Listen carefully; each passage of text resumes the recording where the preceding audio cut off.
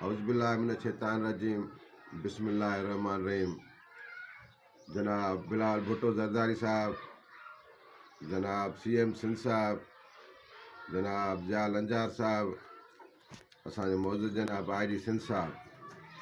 जनाब यारा गुज़ारिश आहे त हिन जदीद दौर में जिथे जापान 2050 में थो हले, चाइना 2030 में थो हले, उते असांजी सिंध पुलिस जूं मराहतूं 1937 जे दौर जी थी मिलनि।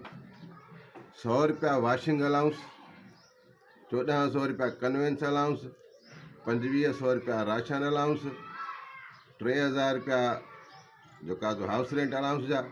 साईं सव में कहिड़ा कपिड़ा धोपंदा, 3000 में कहिड़ी जॻह मिलंदी, 2500 में छा गुज़र सफ़र थींदो। हर पुलिस वारो बैंक जो लोन वरितल त कर्ज़ी आहे, अधु पघार बैंक वारा कटे था वञनि, अधु पघार जॻह जी मसवाड़ में थी वञे।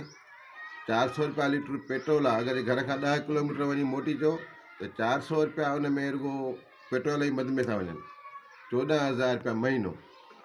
तो महिरबानी करे हिन जदीद दौर में असांजे अलाउंसनि ते थोरी नज़र रखो।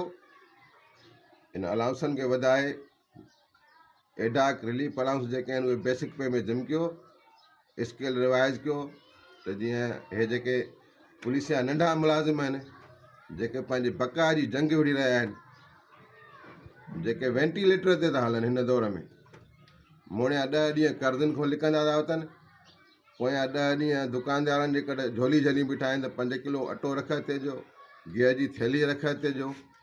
अगरि हिकिड़ो माण्हू ड्यूटीअ ते वञी वेहे थो त हुनखे पोयां परेशानी आहे त मुंहिंजे घर बचनि जे खाइण जे लाइ कुझु कोन्हे को, मुंहिंजा बच्चा छा खाईंदा, उहो कहिड़ी सुकून सां ड्यूटी कंदो, कहिड़ी दिलि सां ड्यूटी कंदो।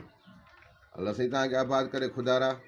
बिलाल भुट्टो ज़रदारी साहब खे अर्ज़ु आहे त महिरबानी करे मोहतरमा बेनज़ीर भुट्टो जी शहादतुनि जे सदिके असांजे अलाउंसनि ते गौर कयो। हिन बजट में नंढे मुलाज़िम खे बेल आउट पैकेज जो, जीअं उहो पंहिंजी बका जी जंग विढ़ण खे छॾे करे पुलिस जी नौकरी कंहिं सुठे ऐं अहम नमूने सां करे सघनि। पाकिस्तान ज़िंदाबाद, सिंध पुलिस ज़िंदाबाद। अस्सलाम वालेकुम या अली मदद।